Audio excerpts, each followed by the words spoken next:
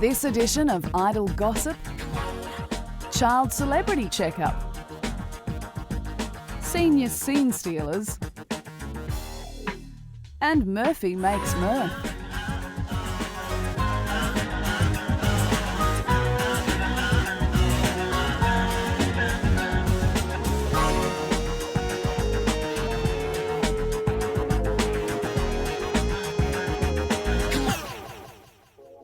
And now for our regular feature on how to appear in public, the Fashion Police.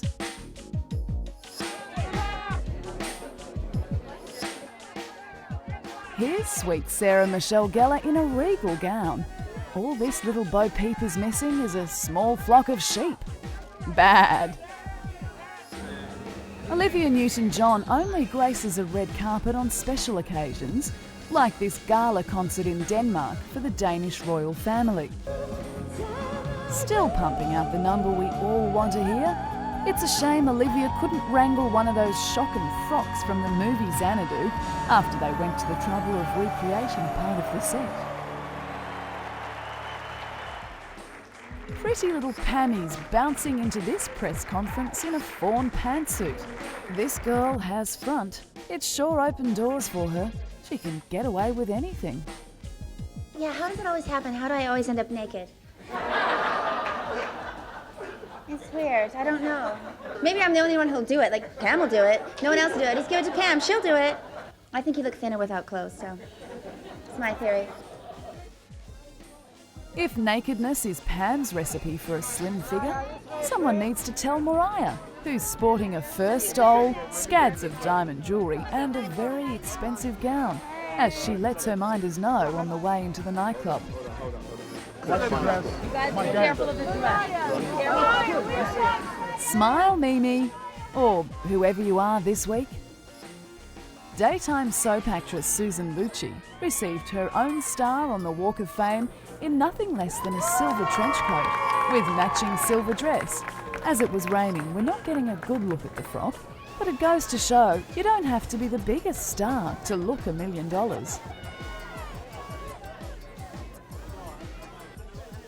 Unlike Natasha Richardson, who at a recent premiere appeared looking like she just got out of bed. Darling, you could have at least done your hair. What's with these stars? Thank goodness for Kylie, who swans about in front of an adoring and hungry paparazzi, giving each camera lens in her sights everything she's got. Work that thing, sweetie. The red frock has just the right amount of oomph for this daytime premiere.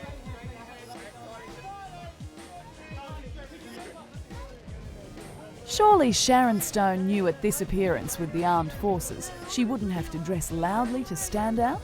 Is this her idea of camouflage?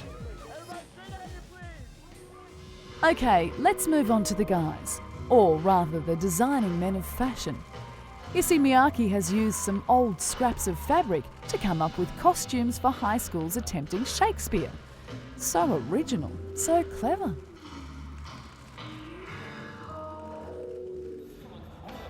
Meanwhile, the House of Dior has answered such avant-garde work from Miyake with a collection of long scarves that would make even Doctor Who envious. Very nice. Echoing Miyake's use of odd lengths of cloth, Dior decided to get rid of a stash of odd buttons. Such innovation. How daring.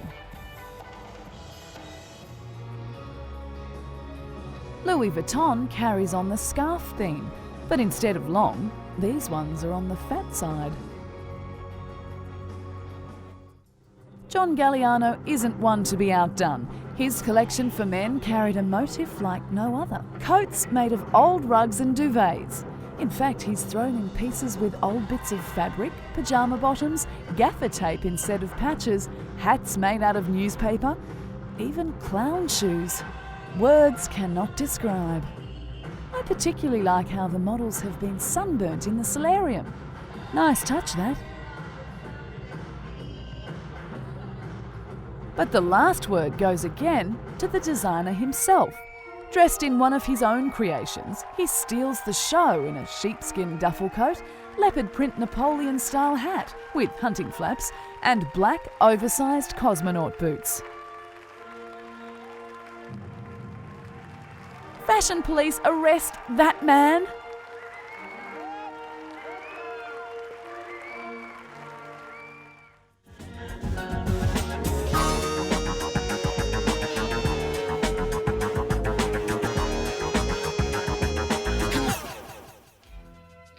Oh, aren't they cute when they're young?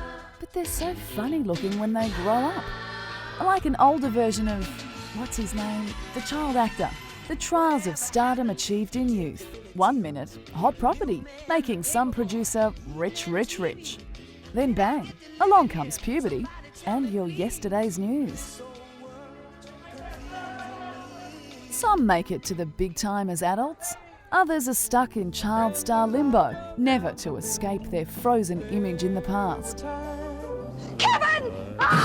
Who will ever forget Macauley Culkin, the little rascal, able to command fees of $7 million per movie after Home Alone became the highest grossing comedy movie of all time? Macauley retired from movies at age 16, while a family dispute over his mega earnings raged across the gossip columns. Oh, you're thirsty for more. I'm 8 years old. You think I'd be here alone? I don't think so. All grown up and complete with a police record for possession of a controlled substance, young Mr. Culkin has resurrected his acting career with indie film Party Monster, where he plays a gay, drug-addled murderer. It could be worse. He could be hosting infomercials or inspiring the faithful in his own ministry. It's good, right? Starting younger and much more hardcore on the substance abuse was Drew Barrymore, who stole the world's heart in E.T. as Little Gertie. The effect the brown alien that resembled a big dog's dropping with eyes had on little Drew was profound. She admitted in her autobiography she was abusing alcohol at 9 and binging on nose candy by 12. That much fast living spelt the word rehab. And she was only 15.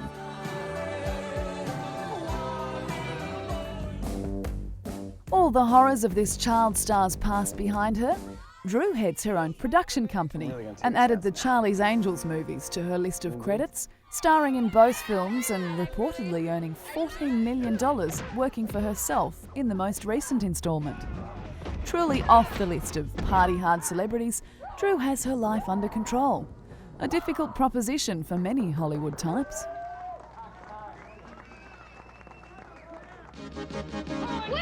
Rocketed to child stardom in The Goonies, Sean Astin has worked constantly throughout his teen years and early adulthood. Unfortunately, most of the movies he made were unsuccessful at the box office, and he has remained unknown outside the US. When he accepted the role of Sam Gamgee in The Lord of the Rings, he'd never even heard of the books. Promise, don't you leave him, Samwise Gamgee. Such ignorance, however, is forgiven for his passionate performance in the trilogy.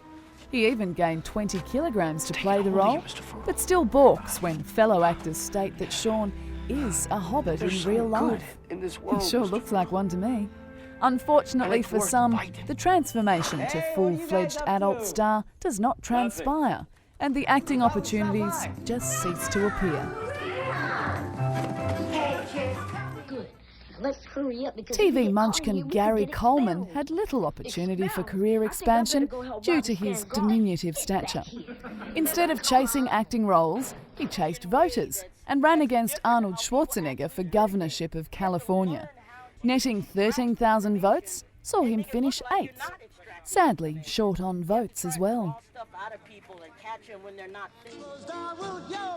Ron Howard must have known while playing quintessential 50s teenager Richie Cunningham there would not be many leading male roles for a red-headed, freckle-faced dweeb, so the director's chair seemed a more viable career move.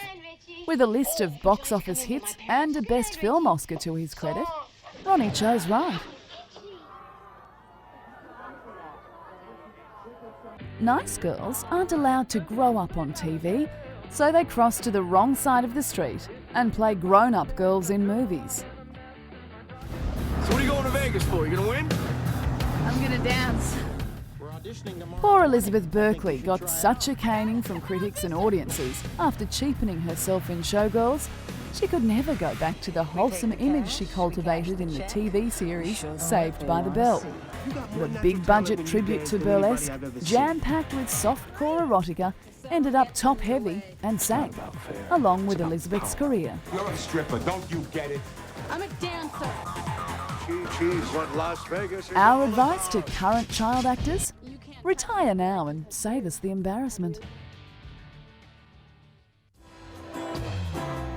Justin Timberlake must have ants in his pants. He is known to change his Calvin Klein boxer shorts up to 6 times a day, preferring to wear new ones each time and tossing the old ones in the trash. When the makers discovered this, they felt justified to send him a large box containing 50 brand new pairs.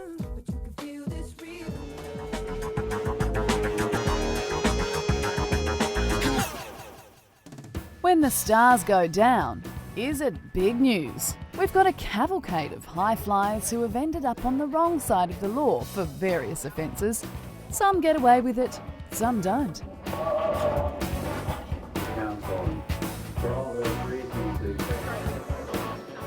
At the top is a very thin and wired Tim Allen, who before cracking the big time, took delivery of a controlled substance some years back.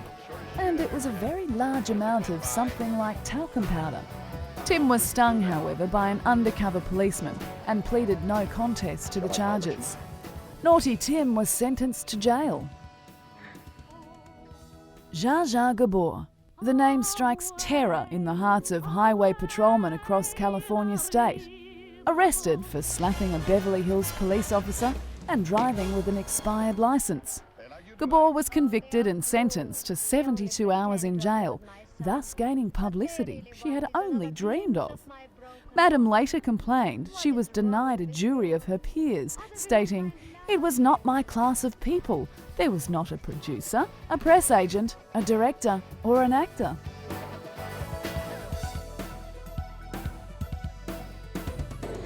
Who would have thought that this fresh-faced young hippie type could become the major leading man he is today?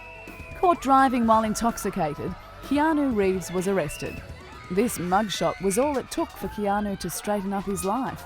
It apparently reminded him of his father, who was allegedly serving a 10-year sentence for drug offences.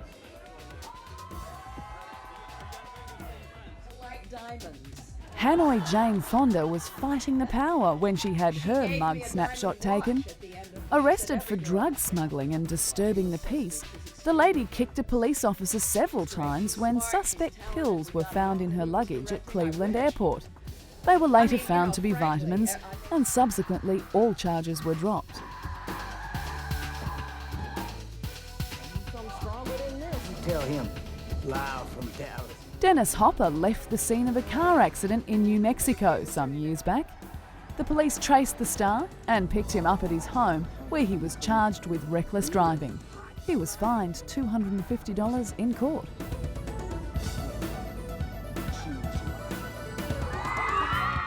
Bad boy of rock and roll, Tommy Lee. It's no surprise to see his mugshot in this lineup. The authorities scored big time some years back when Tommy was already in jail for charges relating to his now ex-wife, Pamela Anderson. The police charged him with inciting a riot during a Motley Crue concert. I thought this was the thing to do at one of those engagements. 1 month was added to Tommy's time in the cooler.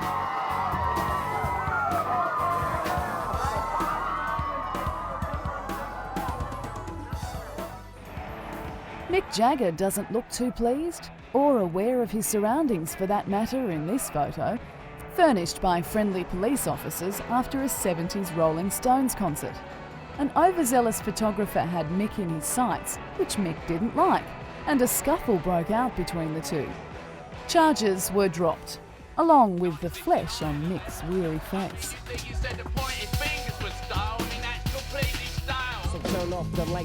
Snoop Doggy Dogg, gangster MC and movie performer, served a drug conviction prior to the start of his career. Lightning struck a second time with Snoop charged for murder. He was found not guilty and has gone on to much better, bigger and brighter things. I love a happy ending. Arrested in Albuquerque for speeding and then failure to produce a driver's license is billionaire and Uber geek Bill Gates. What could this guy possibly be smiling about? Does he have some strange feeling that one day he'll be wealthy enough to buy Albuquerque? The famous and infamous are people too, fallible and sometimes careless.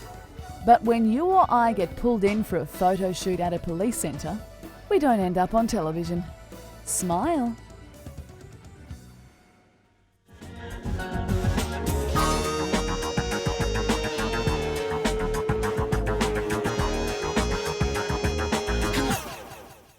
The golden years of Hollywood are long gone, and so are many of the stars we have grown accustomed to seeing in their black and white glory. As one generation fades away, another takes its place, and now we consider the stars of the mid-20th century the Hollywood greats. But roles for aging movie stars are often few and far between. What place does Hollywood have for the older actors of Tinseltown? Loren Bacall is possibly the last of the Hollywood glamour girls from the post-war era. Discovered at 19 and marrying Humphrey Bogart as her star reached its apex, Ms. Bacall had a quality like few others at the time. On screen, she smouldered. You don't look that way either. Let's go. Now in her 80s, Loren still commands the screen. You know, the mediocrity in this country is too depressing. Always outspoken, Loren Bacall refuses to stop working while she is able. And as one of the last links to the golden era of Hollywood, don't expect to see her shuffling into cameo roles as someone's grandmother. This lady still holds the cards. All actresses know their days at the top can be short. Shirley Maclaine has never subscribed to this premise and has reinvented herself over her mature decades as a new age speaker and a novelist. Her books raised millions of eyebrows in the 80s for their outlandish revelations about reincarnation, and certainly kept her in the spotlight. It's in my will. They don't bury me without my eyebrows. Ms. Maclaine was still performing as a live song and dance woman only 10 years ago, but has now eased into regular appearances as grumpy old women types in films like Steel Magnolias and Guarding Tess. We are going to the opera in Columbus. Mrs. Carlisle, that emergency alarm is diffused. That alarm belongs to me, and I will use it by God any time I see fit. Another cinema queen who just gets better as she gets older and more I'd be crotchety. very careful if I were you, Agent. You're way out of your depth. What's your problem? You're getting camera tips from T.J. Hooker. Appearing in comedy has probably been William Shatner's emancipation from typecasting. Best known for his Captain James T. Kirk in the Star Trek phenomenon, Shatner was taken to the cleaners by his first wife, who divorced him directly after the Star Trek TV series was first cancelled in 1966.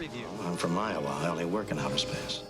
He lived in a trailer and over a decade worked his way back to security and eventually starred in 7 of the Star Trek movies. The franchise has certainly been his meal ticket, resurrecting him from his own career wilderness in the 70s. He has penned 3 Star Trek novels and his own series of sci-fi books called Tech War. He will always be remembered for his clipped, dramatic style of narration, which has coined the term Shatneresque. Well, may we have a look around? Clint Eastwood has evolved from a spaghetti western star to action movie anti-hero to Oscar-winning director. This is the AK-47 assault rifle, and it makes a distinctive sound when fired at you, so remember it. Now revered as a wise elder of the movie-making craft, and with the film credits to back it up, Eastwood is inspiring actors everywhere to get behind the cameras. With all due respect, sir, you're beginning to bore the hell out of me. As a director, Clint is a far more understanding man than his Dirty Harry persona would lead us to believe. These Hollywood senior citizens are not to be underestimated. What they lack in agility, they have gained in ability. I'm sure no one will ever guess the uncle is the killer.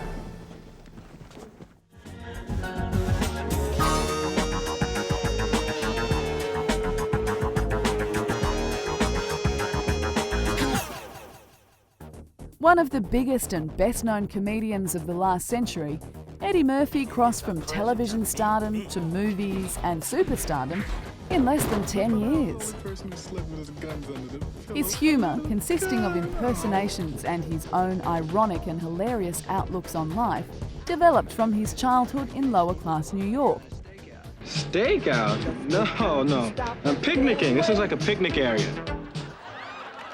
He was already performing for schoolmates in the playground, and by the time he was 15, he began working professionally as a stand-up in New York bars. The youngest comedian ever employed on Saturday Night Live, Eddie was destined for greater things and had achieved star status by the end of his first year on the show. Look out, world, here I come. I am at the apex of my hairstyling powers. But what am I, the quiche time forgot? Curiously, today, Eddie never speaks of Saturday Night Live or attributes any of his success to the show or its producers. You are white. Eddie's first movie role in 48 Hours alongside Nick Nolte gave him a movie debut many dream of. His performance as a street-smart jailbird, aiding a tired, angry cop, thoroughly impressed critics and audiences, and Eddie was truly on his way. I'm sorry about the door, man. Did that hurt? It looked real painful. You come clean and we're going again right here, right now. Beverly Hills Cop, however, was the movie that would establish him worldwide. Yeah, I'm looking for Victor Maitland. Throughout the 80s and 90s, after his initial roaring success at the box office, Eddie's films were received with a mixture of hit and miss. He achieved some chart success with pop music in this time, even recording a duet with Michael Jackson, until the audiences came flocking back to see the screwball comedy remake of The Nutty Professor, in which he played 7 characters. I don't know why everybody trying to lose weight in the first place. You're talking about that's healthy. I know what healthy is. Many said it was lucky for Eddie that he got the rights to Nutty Professor before Jim Carrey did. And the film signified a comeback for him, as well as offering some neat social comment on attitudes to overweight people and a few great digital transformation sequences. Eddie was married in the early 90s and has 5 children with his wife. But in 1997, he was reportedly pulled over by police in Hollywood with a female companion in the passenger seat. The lady in question was in fact a man and allegedly a streetwalker. Eddie had some serious explaining to do. He firmly claimed he was only giving the lady a ride. Trade sellers. Patrolman. Ooh.